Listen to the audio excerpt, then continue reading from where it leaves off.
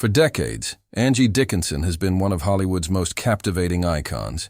Elegant, intelligent, and always full of surprises. At 93, the legendary actress has seen it all. The golden age of Hollywood, the rise and fall of movie moguls, and the fading of the Western stars who once ruled the screen. But recently, fans were stunned when Angie finally opened up about one name from that bygone era, Randolph Scott, the stoic cowboy whose quiet strength defined the classic Western hero. For years, the two were linked by Hollywood gossip and whispers of mutual admiration. Yet Angie, known for her grace and guarded privacy, never truly spoke about what she thought of Scott. Until now. In a rare and heartfelt conversation, the aging star reflected on Scott's impact on Hollywood, his mysterious personality, and the quiet charisma that set him apart from his peers. Her words offered a glimpse not just into the man himself, but into an era that no longer exists, a time when movie stars carried both mystery and moral weight. Today, we revisit Angie Dickinson's reflections on Randolph Scott, a man she describes as the last true gentleman of Hollywood. From admiration to regret, her words reveal more than just a memory. They reveal the emotional truth behind two stars who defined their time. In the vast tapestry of Hollywood's golden age, few figures stand as tall, both literally and symbolically, as Randolph Scott. With his stoic presence, chiseled features, and quiet confidence, he became the embodiment of the American Western hero. To audiences, he was strength and morality personified. To his peers, he was a man who commanded respect without ever needing to raise his voice.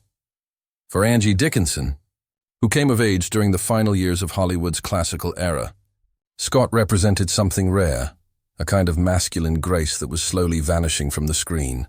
He had that quiet authority, she once said. He didn't have to act tough. He was tough, but gentle at the same time. Scott's film career began in the late 1920s, and over the next 3 decades, he became synonymous with the Western genre. Films like Ride the High Country, Colt 45, and 7 Men from Now cemented his image as a man of few words, but deep conviction. Unlike many of his contemporaries, Scott never relied on theatrics.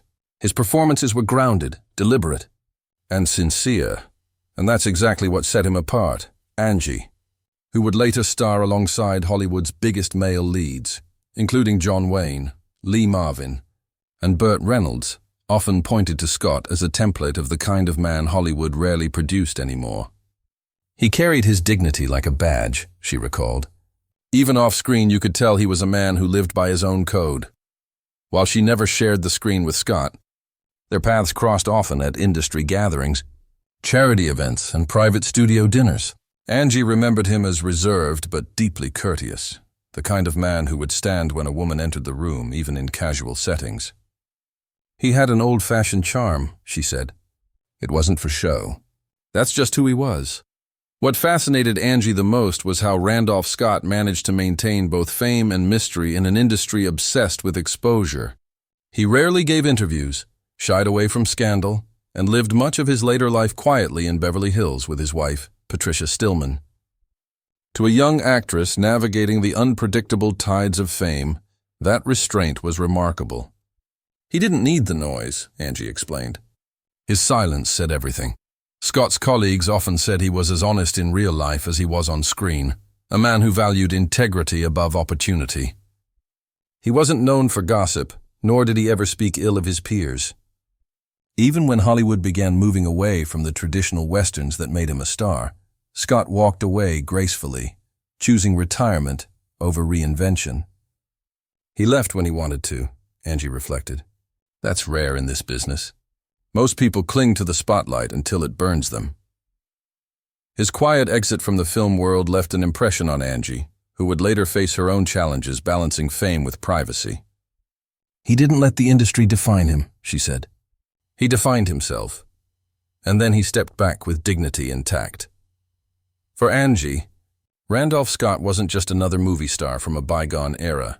He represented a philosophy of life that Hollywood seemed to have forgotten: humility, discipline, and grace under pressure. Even decades later, she still spoke of him with admiration and a tinge of nostalgia. There was something steady about him, she said softly. You always knew exactly who he was. And in this business, that's saying something. As Hollywood evolved into an age of tabloid headlines and fleeting fame, Randolph Scott remained a symbol of quiet strength.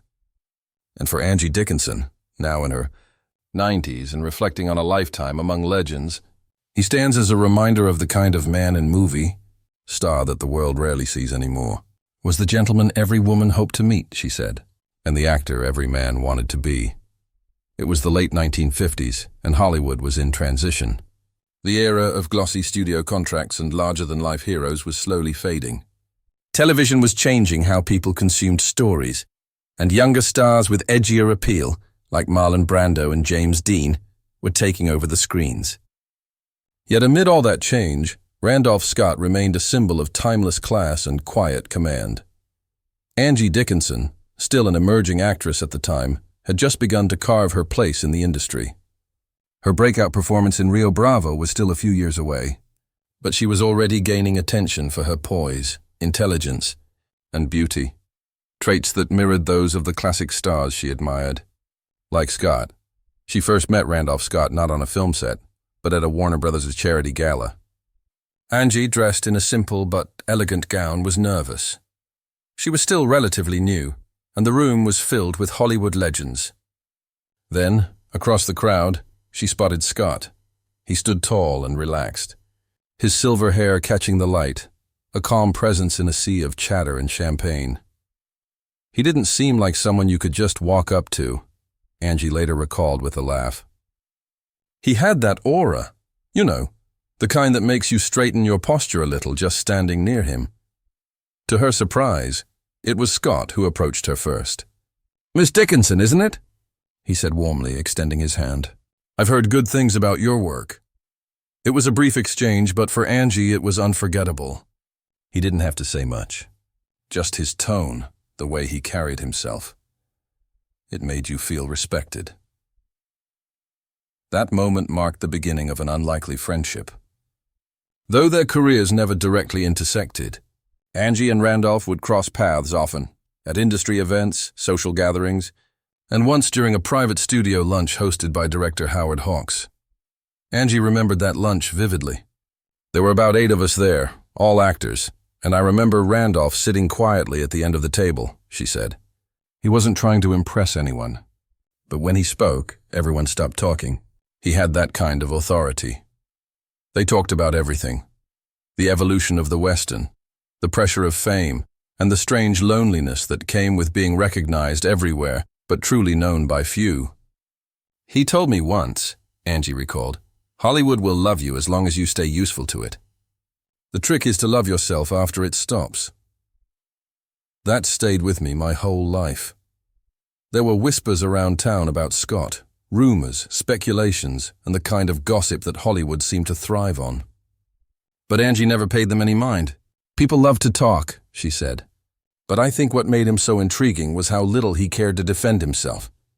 He didn't chase stories. He didn't fight back. He just lived his life.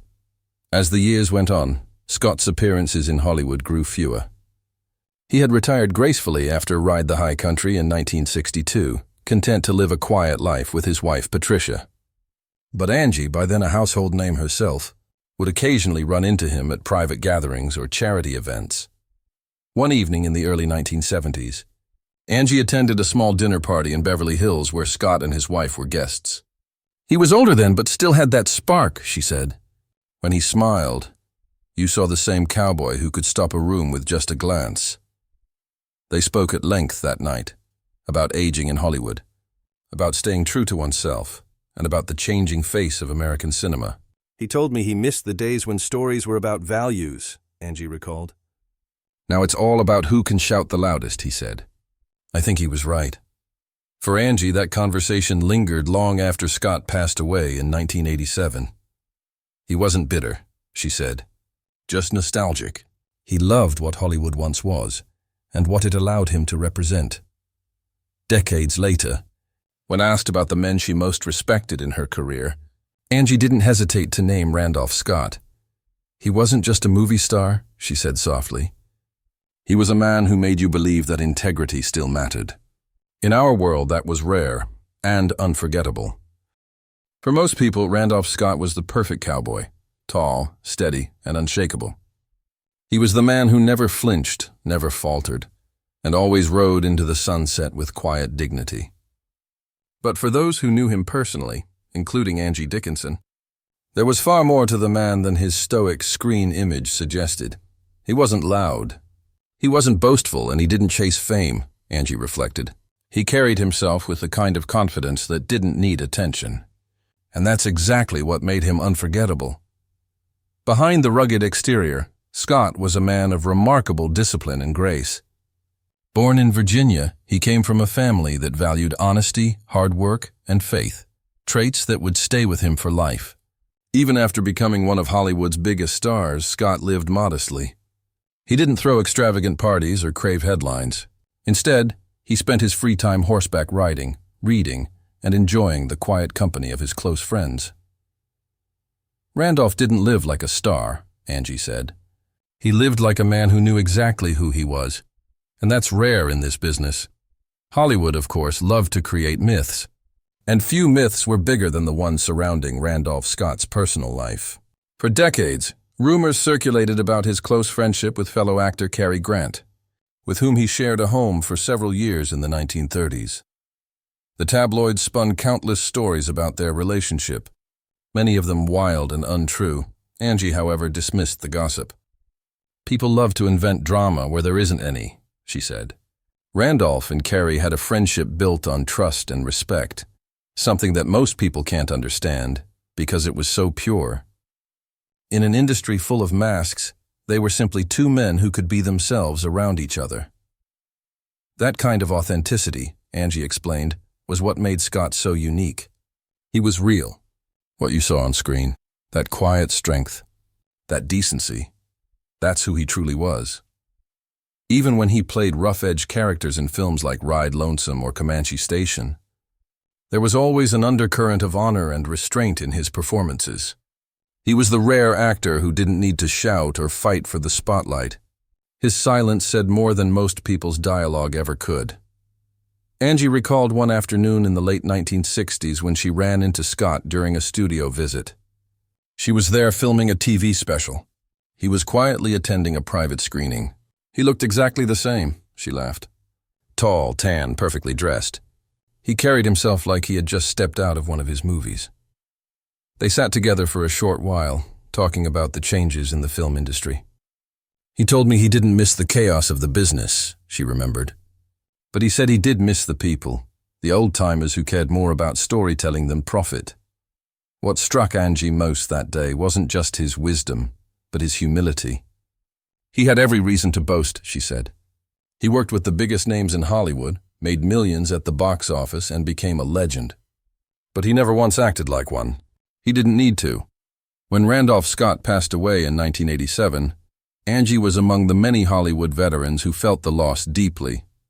It was like a chapter of Hollywood closed forever, she said. He represented something we don't see anymore: class, humility, and quiet strength. Even decades later, Angie still spoke of him with admiration and fondness. He had this gentle energy, she said softly, the kind that made you feel safe. He wasn't trying to impress anyone, and he didn't need to explain himself. That's what made him so magnetic.